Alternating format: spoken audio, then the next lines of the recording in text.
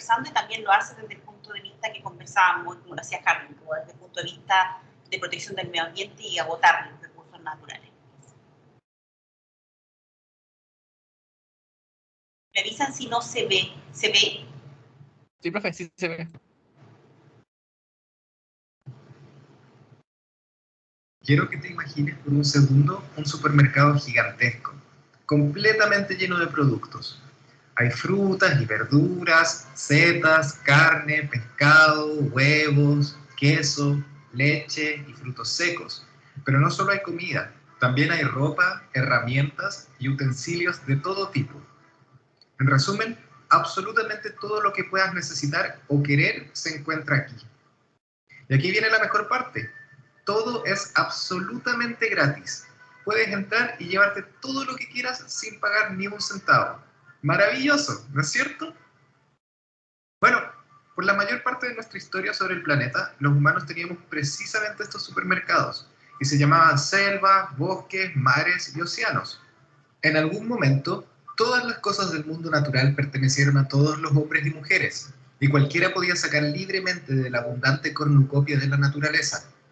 Por lo mismo, estos lugares eran llamados comunes o bienes comunales. No pertenecían a nadie. Pero había un problema. Vuelve a imaginarte tu cuantioso supermercado. Considera ahora que tú no eres la única persona que puede llevarse todo lo que se le antoje sin pagar, sino que todo el mundo puede hacer lo mismo.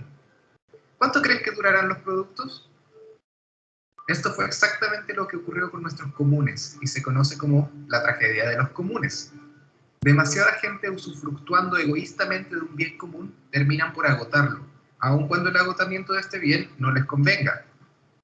En esencia, los beneficios de explotar un bien comunal son individuales, mientras que todas las consecuencias negativas se reparten socialmente. Al igual que nuestro supermercado hipotético, los comunes reales de nuestro mundo se han ido acabando lentamente a causa de nuestro sobreuso. Los bosques y selvas fueron talados, las praderas fueron erosionadas por el pastoreo, las poblaciones de animales fueron cazadas hasta su extinción y los peces en los mares pescados hasta casi desaparecer. La tragedia de los comunes es terrible por varias razones. En primer lugar, por lo desapercibida que puede pasar.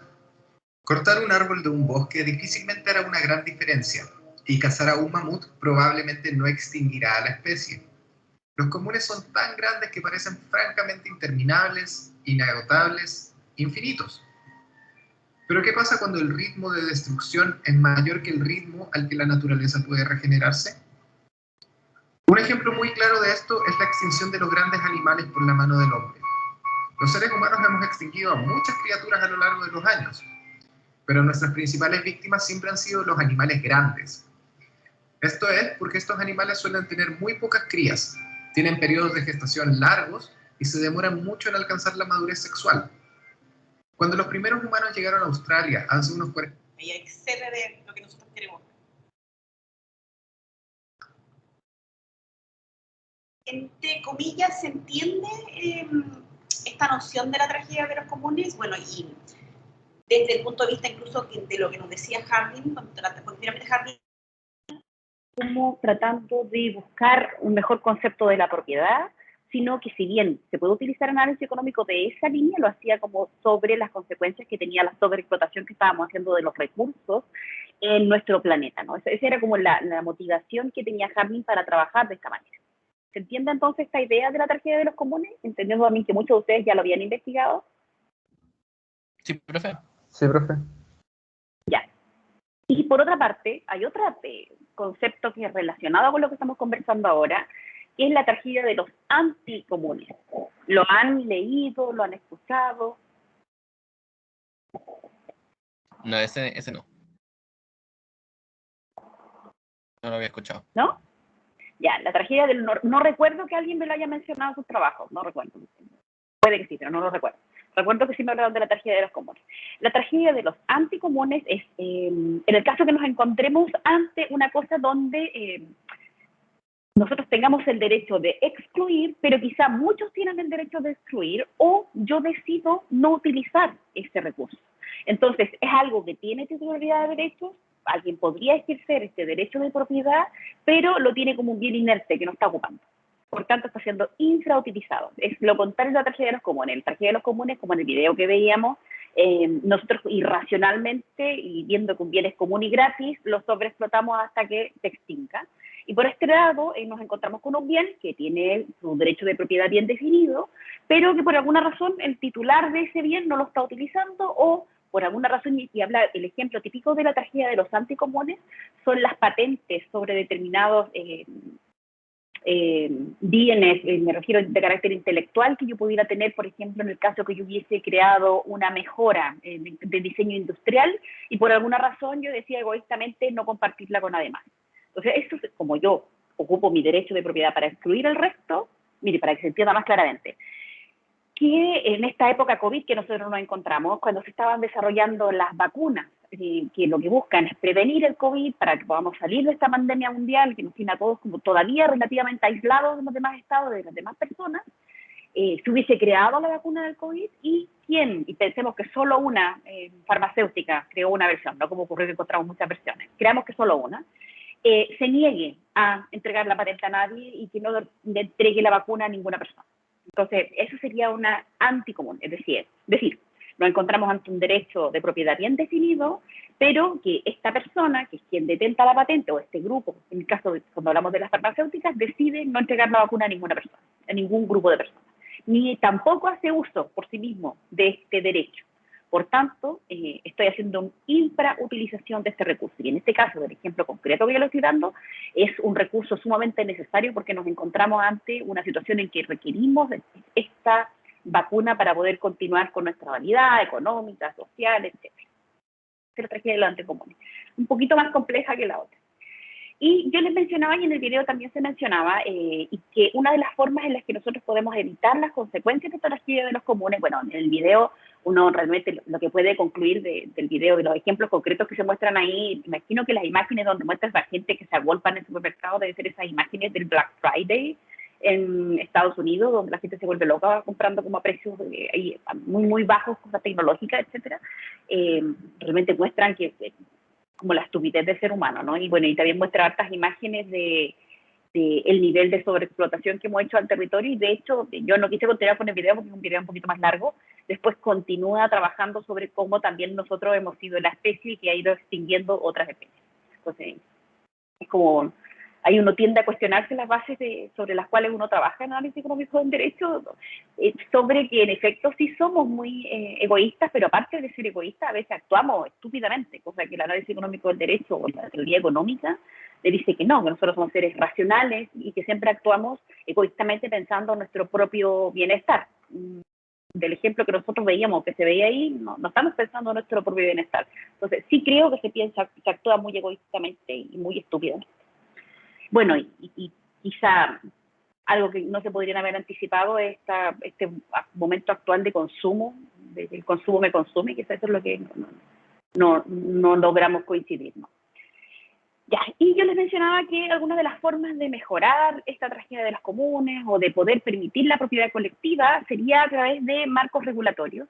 Y ponía como ejemplos de marcos regulatorios, en el mismo video se mencionaba, la regulación de la pesca. Es un típico ejemplo donde nosotros encontramos una regulación especial que lo que busca es evitar la sobreexplotación de las especies marítimas y la única forma, me dice el análisis económico del derecho, bueno, en la realidad dentro de todo, de evitar que se sobreexploten las especies marítimas es a través de una regulación o una intervención legal que no permita que los peces se vuelvan un recurso común. Es decir, que nosotros podamos explotarlo, pero que existan límites, vedas, cosas que nosotros tenemos actualmente, que limiten esta pesca. O sea, ahí nosotros podemos hacer una discusión mayor, que es una discusión que se da aquí en la región, sobre las limitaciones que yo le pongo a la pesca artesanal y las cero limitaciones que se están poniendo efectivamente a la pesca de carácter industrial y la pesca de arrastre, que probablemente muchos de ustedes han escuchado y saben las consecuencias nocivas que tienen para los territorios marítimos en cuanto, cuando hablamos de pesca de arrastre, no solo se produce daño o no solamente se pescan aquellas especies marítimas esperadas, sino que hay un daño en el territorio y eventualmente también sacan las algas desde raíz. Cuando uno saca una alga de raíz, esta alga en particular no vuelve a crecer. Cuando hablamos de eso genera consecuencias nocivas para el territorio marítimo. Entonces, sí, yo puedo mejorar la tragedia de los comunes estableciendo la titularidad del derecho de propiedad particular sobre determinados recursos, o sea, si estamos hablando de territorio o particularmente la pesca, si yo permito determinadas cuotas para pescar, y va a depender la eficacia o no de este modelo, cómo yo bien trabaje esta determinada norma en la cual yo permito cuotas de explotación, impido que se explote el espacio marítimo en un determinado momento, etcétera. Y ahí, el video también lo hace, y en cualquier video que ustedes busquen de tragedia de los comunes, la pregunta que nosotros nos hacemos desde el punto de vista legislativo es, primero, ¿corresponde al Estado crear este marco normativo? Sí, yo creo que sí, al Estado a través del legislador, ¿no? De la legisladora, crear un marco normativo que nos muestre cuáles son las reglas del juego, claramente para nosotros poder actuar cuando hablamos de propiedad de estos bienes comunes, ¿no? Que antes teníamos en gran número y cada vez tenemos menos, y a la vez entender hasta cuál es la capacidad que yo tengo como órgano del Estado, como el órgano legislativo, el que dicta las normas, de limitar el ejercicio de un derecho legítimo por parte de un tercero. O sea, en el caso de un derecho determinado en cuanto a cuotas de pesca, cuando hablamos de pesca artesanal o de pesca industrial, o cuando hablamos de si yo efectivamente, en virtud de un nuevo marco normativo, puedo limitar también el uso que se hace o el ejercicio de la propiedad que hacen terceros, como el ejercicio que se está haciendo en los ejemplos que yo les daba hace un rato en la zona central, en la generación de paltos y la afectación del recurso hídrico en una zona que se encuentra cada vez en una situación de mayor sequía, entendiendo que ya estamos en una situación donde el agua se vuelve un bien esencial y de uso escaso, de un uso de que se le encuentra de forma escasa a nivel mundial. Entonces, ahí como entendiendo que existen otros parámetros más importantes, exclusivamente el interés individual de cada persona, y cómo se ha probado ya a este punto casi científicamente que cuando nosotros actuamos movidos por nuestros propios intereses, no siempre actuamos como lo esperaba Adam Smith, es decir, que tuviera este beneficio propio y eventualmente el beneficio social, sino que efectivamente no le doy el mejor uso o el uso más eficiente al territorio, a la costa en particular, y esto también el análisis económico del derecho se hace cargo de esto y dice, bueno, esto ocurre porque en realidad lo que falla es esta como conversación estratégica que se da entre los diversos y titulares de los derechos de propiedad. Es decir, si nosotros en el ejemplo de quienes producen paltas en la zona central de Chile, si ellos conversaran entre ellos y a la vez conversaran y tuvieran en cuenta los intereses de la comunidad, no solamente de quienes tienen derechos de agua en esa zona, sino también de quienes necesitan acceder al agua en las zonas más bajas del territorio donde se cultivan paltas, entonces actuarían de forma estratégica y quizá bajarían en un principio, y dependiendo exclusivamente del marco normativo que así lo exija, la plantación de paltos a fin de bajar la cantidad de agua que están consumiendo para que alcancen agua para todos. Eso sería la forma, y eso sería, el análisis económico del derecho me dice que es la única forma que nosotros podríamos encontrar una solución a esta tragedia de los comunes. Y tiene que ver con esta como un juego estratégico en esta justificación de los derechos de propiedad. Y tiene que ver también con algo que nosotros conversábamos en clases anteriores cuando hablábamos de, en parte, usted no lo hablaba con ustedes. De hecho, uno de sus compañeros o compañeras, pues no recuerdo, trabajó sobre la teoría de los juegos, creo que fue una compañera. Y la teoría de los juegos, en particular, se habla de esta idea de actuar colectivamente, pensando en el bienestar colectivo, y esto es un juego de carácter estratégico. Entonces yo conozco los jugadores que se encuentran en una determinada situación, como en este caso los productores de palta, y trato de encontrar la solución estratégica para yo continuar, ojalá a lo largo del tiempo, seguir explotando el territorio que yo tengo, seguir generando recursos. Cuando hablo de recursos me refiero no solamente a las paltas que yo vendo, sino los sueldos que yo le pago a mis trabajadores y el beneficio que eso produce en general, más el trabajo que generan los trabajadores, que genera capital, etcétera, ¿no? Entonces, eso estratégicamente permite que todas y todas podamos consumir en algún grado y podamos mantener este ciclo económico, si nosotros actuáramos estratégicamente. Esa es la forma en la que uno podría buscar alguna forma de solución a esta tragedia de los comunes. Cuando nosotros avanzamos en el tiempo, se hace difícil sí pensar el juego estratégico, y no sé si en la realidad las personas actuarán estratégicamente? ¿Ustedes creen que las personas podrían llegar a actuar estratégicamente pensando en el bienestar común y para poder tomar esa decisión, tener que prescindir de algo que actualmente ejercían, es decir, de un derecho que tenían? Es difícil, creo yo. Es que por lo mismo de que todos somos, o sea, en cierta medida egoístas y es fácil como pensar supuestamente en los demás o en el bienestar general cuando nosotros no perdemos algo, pero cuando nosotros podemos perder algo, ahí ya no es lo mismo. Ejemplo concreto de esto.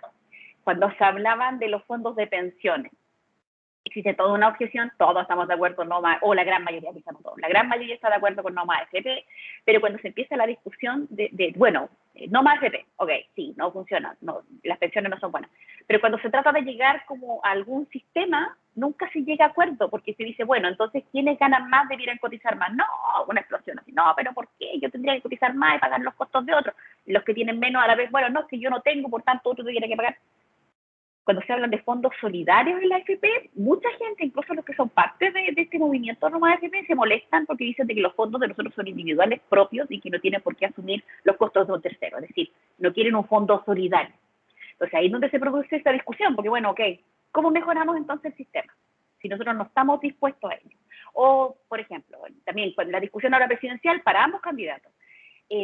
Si presentan algún tipo de mejora social o presentan algún proyecto, por ejemplo, no sé, un candidato que dice que va a hacer una zanja donde se caigan todos los migrantes para que se acabe el problema de la migración. Todo eso tiene costos, ¿no? A nivel interno, en el presupuesto interno, altos. Independiente de cuál sea el candidato de nuestra opción, nosotros vamos a optar por estos costos. Después, si nos suben los impuestos para poder pagar la zanja o pagar, no sé, algún beneficio que ofrece el otro candidato o perjuicio que ofrece el otro candidato, ¿ustedes creen que la población chilena va a estar muy contenta si le suben los impuestos? No. No, y la población en general, me refiero a nosotras, como también me refiero también a aquellos que tienen más grandes capitales dentro de la población. Entonces, ese es el problema principal, porque en alguna cosa que sí tenía razón Adam Smith es que sí actuamos fundamentalmente de una forma muy egoísta. Entonces, no, si bien a veces tenemos una idea de bienestar social, tenemos una idea de bienestar colectivo, siempre nos queda un poquito atrás cuando llega a tocar nuestro interés individual. Y es ahí donde fracasa este mismo modelo y busca compensar esa tragedia de los comunes, y si esta tragedia de los comunes nosotros lo llevamos hacia donde estaba llegando el video que yo les estaba presentando hace un rato, si nosotros seguimos sobreexplotando, si seguimos no generando modelos como el que estábamos conversando hace un rato de un modelo de economía circular. El ejemplo de economía circular que estaba mirando recién, pero yo no soy experta en ese tema, a lo que se refiere es que a las cosas actualmente nosotros le estamos dando un uso. Por ejemplo, en el caso de la ropa que nosotros compramos en cualquier multitienda, la utilizamos por X tiempo, pensemos ya, 2 años, un X tiempo. Y después de eso, bueno, quizá en algún caso vamos a donar la ropa, si es ropa que todavía se puede seguir utilizando, y pensemos que ahí esa persona la ocupa 2 años más, y después lo bota, no tiene una nueva utilización. Por tanto, el costo que tenía y el beneficio que tiene la producción de esa determinada prenda, queda hasta ahí. Ya no, va a tener un costo y va a tener otro costo mayor en el aspecto de cómo yo después convierto eso en basura y cuánto se va a envolver al territorio, es decir, ser reabsorbido. La economía circular me dice, no debiera ocurrir eso. Entonces, cuando yo ocupo, y sobre todo cuando hablamos de cosas tecnológicas, en el caso de Chile, en particular en Chile, nosotros hacemos mucho uso de cosas tecnológicas como los teléfonos inteligentes, los computadores, que van cambiando y avanzando rápidamente. Por eso pongo este ejemplo del iPhone que es el que les muestro. Y una vez que se dejan de utilizar, la gente los vende o los bota. Así si es un equipo que está muy antiguo o si por alguna razón se echó a perder. Y después de eso nosotros no tenemos verdaderos centros de reciclaje que se ocupen de esta basura tecnológica y vamos juntando un montón de basura tecnológica que si estuviéramos en un país un poquito más avanzado y con una economía circular, no acabaría su utilización en ese uso que nosotros dimos por, no sé, 2 años, 3 años, sino que se puede desarmar y todas las piezas útiles van a generar otro aparato tecnológico. Entonces, economía circular permite que esta cosa que tuvo un costo inicial en su producción no se quede solamente en el primer uso que yo pueda darle, sino que eventualmente las partes que queden de esto cuando se eche a perder puedan ser ocupadas por un tercero. Y así, ¿no? Continúe circularmente hasta que ya no sea posible darle ningún otro uso. Por eso, cuando hablamos de economía circular, hablamos en general de la posibilidad de reciclar y reutilizar los diferentes elementos y componentes que nosotros tenemos en la producción de una determinada cosa. Que nosotros en Chile tenemos como cero de economía circular, deben tener muy pocos ejemplos de economía circular y centros de reciclaje. Bueno, en Chile nosotros ni siquiera tenemos una obligación de reciclar. En otros estados, me da la impresión que en Noruega, no recuerdo con claridad, pero creo que es Noruega, se incentiva, y esto tiene que ver con el análisis económico del derecho, se incentiva el reciclaje en cuanto nadie está obligado a reciclar, pero si usted decide no reciclar, tiene que pagar un impuesto. Entonces, como a nosotros pareciera que lo que más nos duele es el bolsillo, más que el planeta se esté muriendo, todas esas cosas no es relevante, pero si nos duele el bolsillo, nos ponen impuestos. Entonces, ¿qué hace la mayoría de la gente? Recicla, porque no quieren pagar el impuesto.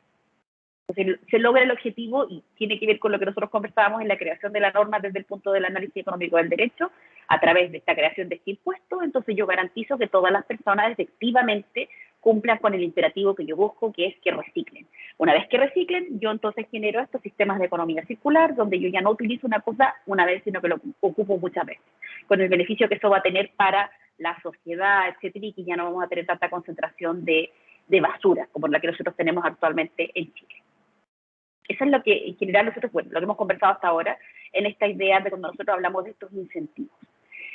También, cuando nosotros hablamos de los derechos de propiedad, también se nos mencionaba hace un rato, también hablamos, o se podría decir que es aplicable este concepto del derecho de propiedad cuando nosotros hablamos de la información o la creación, y particularmente sobre la creación de determinadas marcas y patentes. Se dice que la generación, la generación de sistemas de propiedad intelectual, de sistemas de propiedad industrial, particular a las personas que innovan, es decir, o a los grupos que innovan, que generan nuevas tecnologías, el hecho de que yo trabaje e investigue para generar un nuevo producto, una nueva mejora en nuestro sistema, como yo voy a tener una patente por un tiempo determinado de tiempo, que me va a permitir ser recompensado por esa invención que yo creé, encontré, etcétera, va a permitir o se genera a través de esta titularidad y a través de este derecho de propiedad que yo tengo sobre la patente de aquello que yo creé, va a permitir que yo cree cosas nuevas y que otros también se sientan motivados a crear cosas nuevas. Porque se dice, si no existiera este tipo de ejercicio donde a quien innova, a quien genera un nuevo proceso, a quien mejora algo, crea una nueva tecnología, si no existiera este premio de la innovación, entonces nadie se sentiría motivado desde el punto de vista del análisis económico del derecho a crear nada nuevo. Porque nuevamente, en los costos que tienen desde el punto de vista de los investigadores, por ejemplo, para crear algo nuevo, el costo que tiene tanto privadamente su vida como los costos económicos los que debe incurrir para prepararse, para poder llegar a este punto de capacidad intelectual de generar algo nuevo, si no tiene una recompensa económica, entonces no me voy a sentir motivada, no voy a tener estos incentivos que me dice el análisis económico del derecho para generar algo que pudiera tener un efecto a futuro, ¿no? Un efecto a futuro para toda la población, porque digamos que es un beneficio no exclusivamente de personas en particular. Nuevamente, el libro vuelve al ejemplo del caso de las vacunas, porque también en algún momento, cuando estábamos en el boom del COVID, se discutió sobre si era válido que las farmacéuticas cobraran o si estaban obligadas las farmacéuticas que crearon las vacunas que prevenían el COVID o que nos ayudan con el COVID, si estaban obligadas a entregar como un porcentaje de las vacunas gratis a aquellos estados que no eran capaces de pagar los costos que estaban cobrando las farmacéuticas. Y se discutió todo este punto sobre si nosotros como que los pudiéramos obligar a entregarlas gratuitamente, salvo que fuera su decisión, ¿no? Pero que nosotros nos pudiéramos obligar como conjuntos de estados del mundo y como casi con un deber moral con las naciones que no tenían la capacidad económica, y entendiendo también, y también lo dice como ejemplo el libro, en cuanto a esta mentalidad estratégica que yo les mencionaba al final, creo, de la otra clase o al principio de esta, que si todos nos vacunamos, si todas y todos nos vacunamos, entonces se produce esta inmunidad de rebaño, y esta inmunidad de rebaño es un beneficio que es para todos y todas, no exclusivamente para cada individuo. En esa lógica, entonces las farmacéuticas debían en algún porcentaje entregar vacunas gratis a poblaciones que no tenían cómo pagarlo, para poder obtener esta inmunidad de rebaño y eventualmente volver a una estabilidad económica donde nosotros podamos trabajar como trabajábamos antes, ¿no? Es decir, no como tan restringidos como lo estamos en esta época COVID. Y la discusión se dio netamente desde el punto de vista intelectual sobre, bueno, ¿las farmacéuticas tienen derecho a ejercer este derecho de propiedad sobre las patentes?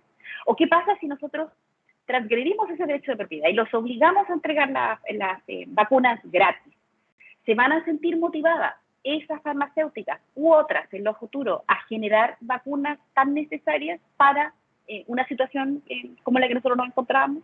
O por otro lado, si hablamos de algo tan importante como una vacuna que cura una enfermedad que está afectando a todo el planeta al punto que afectó toda nuestra forma de operar en nuestro sistema económico, puede depender exclusivamente de conglomerados económicos o de grupos privados como las farmacéuticas, o debiera ser que los estados también debieran tener, o instituciones públicas, debieran haber incentivado la innovación al punto de poder obtener esos resultados tan rápidamente como lo tuvieron las farmacéuticas, que es una de las críticas que se le está haciendo a nuestro sistema en Chile, sobre todo por los fomentos económicos que cada vez existen menos para la investigación en Chile y para la creación en Chile de tecnología e innovación. Cada vez menos y cada vez con más requisitos y cada vez más complejos. Entonces, cuando nosotros hacemos eso, y de hecho me acuerdo de toda la explosión de la pandemia COVID, se discutió, el Estado chileno estamos como con las manos adelante y atrás y no tenemos nosotros cómo generar una vacuna, porque nosotros no hemos incentivado correctamente la innovación en Chile, porque no hemos apoyado, ni siquiera buscando una recompensa económica, sino apoyar económicamente en cuanto es necesario para poder generar la innovación y la tecnología de los equipos de Chile que nosotros tenemos que trabajar en esta materia. O sea, ahí estaba la discusión, ¿no? Y ustedes probablemente lo vieron y en la realidad se ha discutido, incluso a Chile, Pfizer, creo, estableció, porque Chile, ustedes saben que generó una transacción muy buena, el gobierno de Chile, con respecto a la cantidad de vacunas que nosotros teníamos para el país tan pequeñito que somos, y en algún momento se postuló o se dijo que nosotros íbamos a donar vacunas a otros estados latinoamericanos, y no tengo certeza si en efecto lo hicimos o pretendíamos hacerlo, y Pfizer estableció una cláusula dentro de los contratos en los cuales a nosotros nos vendían la vacuna, que nosotros no podíamos donar la vacuna. ¿Escucharon sobre eso? De que Chile pretendía donar, sí, pero de la cláusula de Pfizer no. Sí, había toda una discusión. Yo me quedé hasta la discusión de Pfizer había dicho, mire, existe esta cláusula y por tanto ustedes no pueden donar la vacuna Pfizer. Bueno, a la otra sí quieren, pero en particular la que nosotros vendimos a ustedes, esta especial condición en la cual ustedes no pueden donarlas a tercero estado. Lo cual es trágico cuando nosotros pensamos en la realidad de estados vecinos que se encuentran al lado y que tienen problemas de acceso a vacunas, particularmente por el valor de las vacunas, o porque no se hicieron transacciones tan buenas, y actualmente porque la cantidad de vacunas o cómo se producen las vacunas no es lo suficientemente rápida para que alcance para todos los estados. Entonces, es una situación compleja, y ahí es donde nosotros vemos, bueno, si nosotros lo vemos desde el punto de vista del derecho de propiedad, el Estado chileno, si tiene un superávit de vacunas que pudiera donar, ¿por qué alguna farmacéutica en particular pudiera limitar ese ejercicio que nosotros podemos hacer, si nosotros ya pagamos por ese bien? O sea, ahí es donde está la duda y este cuestionamiento que nosotros podríamos hacer también con respecto a esta idea de las patentes, ¿no? Entonces, es bien complejo este equilibrio que se da, y nuevamente siempre tiene que ver con este juego de la estrategia. Cómo nosotros estratégicamente conversamos con los demás elementos o con las demás agentes que se mueven en la misma circunstancia en la que nosotros estamos. Caso de la circunstancia de la pandemia COVID, es una circunstancia súper compleja y única, por lo menos para nosotros en nuestro momento histórico, y por lo mismo, lo que ocurra en este momento nos va a ir dando algunas luces, y desde, el modelo hace mucho rato también que nos indica algunos conflictos como estos, ¿no? ¿Qué hacemos con este tipo de conflictos? Y ¿ustedes tuvieron propiedad intelectual patente dentro de la universidad? Este semestre pasado tuvimos propiedad intelectual. ¿Tuvieron propiedad intelectual? Qué bien, ya. Entonces, pero cuando hablaron de propiedad intelectual, ¿les hablaron de propiedad industrial dentro de propiedad intelectual o solo intelectual? Un poco hablamos de propiedad industrial.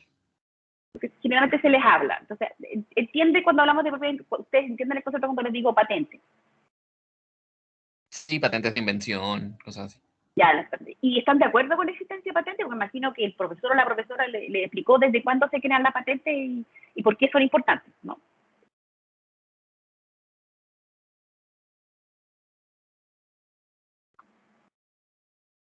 ¿Están de acuerdo con la existencia de patente de invención? Es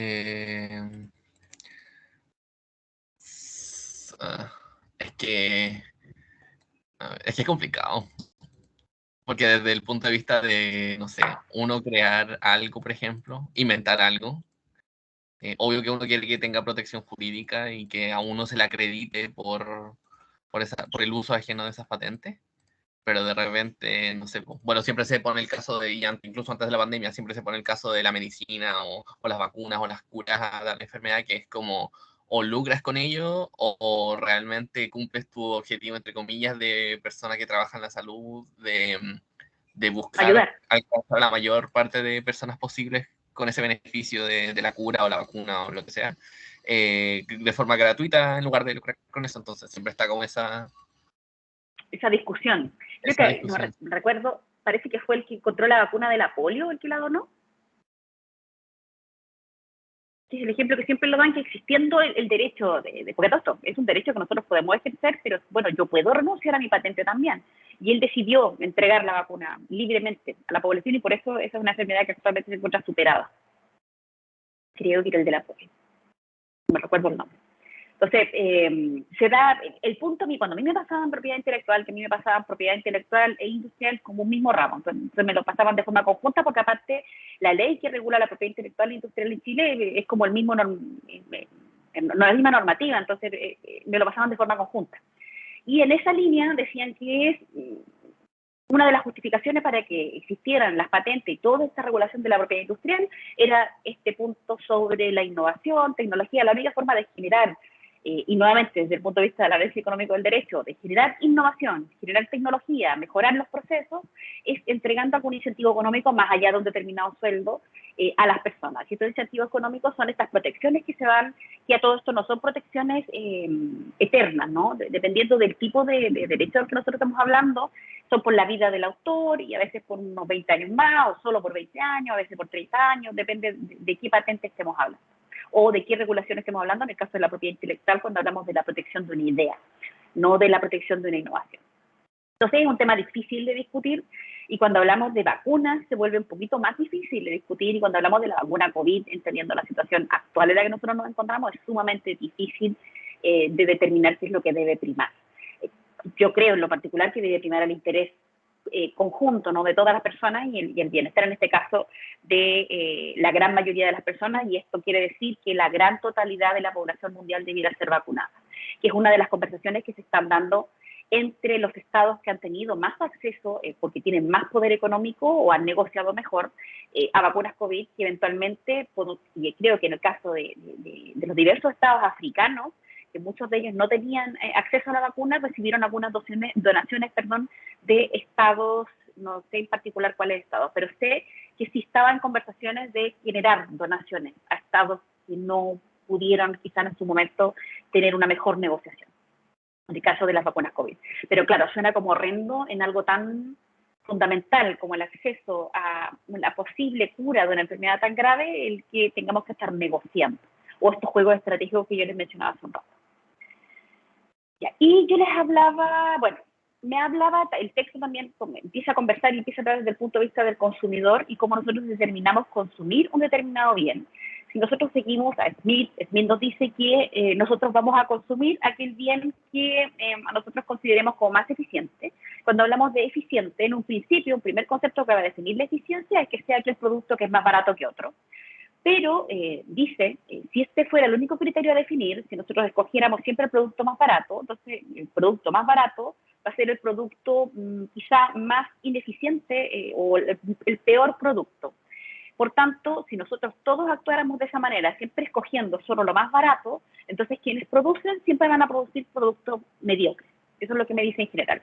En la realidad no es así, porque nosotros no solamente escogemos las cosas por el valor que tienen, económico, precio, sino también por la calidad de un determinado producto o porque un determinado producto a nosotros nos parece más interesante por la tecnología que tiene, bueno, en el caso de tecnología, porque es más liviano, porque aguanta el agua, porque puedo trabajar con él, etcétera, ¿no? La serie de factores que son los que determinan que yo consumo un determinado producto y lo compre, ¿no? Eso hace entonces que yo haga distinción de cómo yo genero los diversos productos, que no van a ser solamente o exclusivamente el valor de un producto. Y aquí da unos ejemplos en cuanto a como si yo actuara absolutamente racional y que mis compras siempre fueran racionales, se supone que cuando nosotros, como este individuo, este ser racional, que nos hablaba Adam Smith. Cuando nosotros decidimos comprar algo, nosotros no solamente analizamos el costo de esa cosa, sino que nosotros analizamos y decimos, bueno, esta cosa vale 10. Para mí esta cosa vale 15, porque es algo sumamente valioso y por tanto yo tengo una ganancia de cuando yo invierto este valor de 10 en comprar esta cosa, como esta cosa para mí vale 15, entonces yo tengo un beneficio de 5 por la compra de esa cosa. Porque para mí vale más de lo que yo estoy pagando por ella, por eso estoy optando por ella. Porque estos 5 extras quizás tienen que ver con la calidad del producto o tienen que ver con algún valor sentimental que yo le dé a este producto. Entonces, por tanto, se sigue este juego de que nosotros cuando hacemos estas transacciones, las hacemos también actuando racionalmente y buscando nuestro propio beneficio. Y este propio beneficio, entendiendo que las opciones que nosotros tomamos como consumidores de optar por un determinado producto, por su calidad y valor, también tiene un beneficio colectivo en cuanto también definen lo que la gran mayoría de las personas va a querer, que probablemente también va a tomar decisiones similares a las que estoy tomando yo. Y eso también habla de determinados riesgos que nosotros corremos en las transacciones que nosotros hacemos día a día, donde supuestamente nosotros hacemos este trabajo mental cada vez que compramos una cosa, la que sea, ¿no? Cualquier producto. Como somos seres racionales, siempre pensamos eso. Por tanto, estas diversas decisiones que nosotros tomamos hacen que los productores y productoras de determinados bienes y servicios, para tener en atención las diversas transacciones que nosotros hacemos en el día, las diversas transacciones que hacemos en el mes, que hacemos en el año, y eso también va a determinar lo que los productores y productoras van a ofrecer. Todo esto es un juego más o menos estratégico de una relación de consumo y cómo los consumidores entonces podrían afectar las líneas de producción. ¿Tienen alguna duda hasta aquí? No, profe.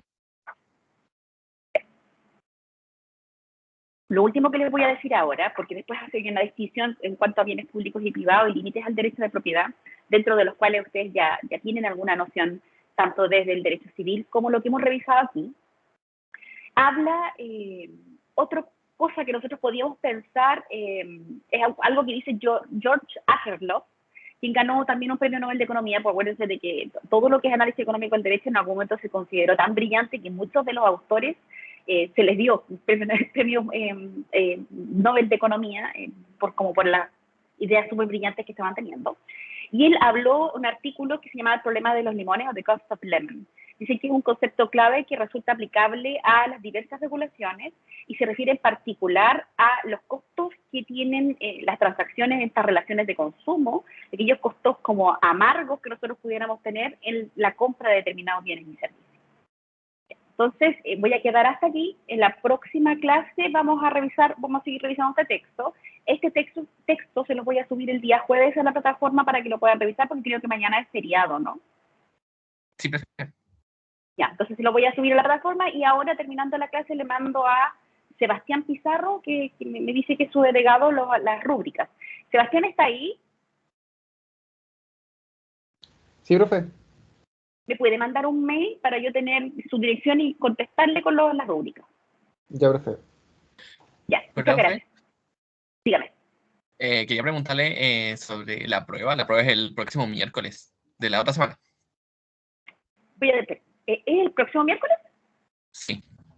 Es prueba oral. Entraría hasta la materia que vimos antes, no, hasta esta clase. Hasta esta clase. Claro, que es una semana antes de la evaluación. Y sería, bueno, les voy a enviar las instrucciones a la plataforma para que las tengan. Pero es una prueba oral, 3 preguntas. El que sean 3 preguntas no significa que son solo 3 preguntas, ustedes saben, porque lo que yo espero es que ustedes conversen conmigo sobre determinados conceptos de análisis económico. Y empezaría la hora de clase. Ya. Y bueno, voy a ir en orden de lista. Entonces, idealmente, ojalá estén conectados. Si alguien tiene inconvenientes, me lo tiene que representar antes para ir programando quizás otra fecha. Si no lo pudiera dar el martes, para lo den el miércoles y así. Entonces entrarían todos los textos hasta, bueno, y más las clases hasta ahora. Sí, clases y textos. Porque los textos, bueno, yo les pedía que los leyeran para clases, los tratábamos en clases. Y aparte tienen que ver con el estudio autónomo que ustedes tienen que hacer porque tienen horas autónomas dentro de la cátedra. Ya, profe. Ya, entonces cualquier consulta, si es que tienen dudas con respecto a la materia, las instrucciones generales se las voy a tratar de subir hoy, de la evaluación de la próxima semana, porque no me acordaba que era la próxima. Entonces, para que lo tengan. Ya, profe. Ya, Ya, profe. nos vemos entonces el próximo miércoles. Cualquier duda me la pueden hacer a través de plataforma. Chao, nos vemos. Ya, profe, nos vemos. Chao, Gracias. profe, gracias.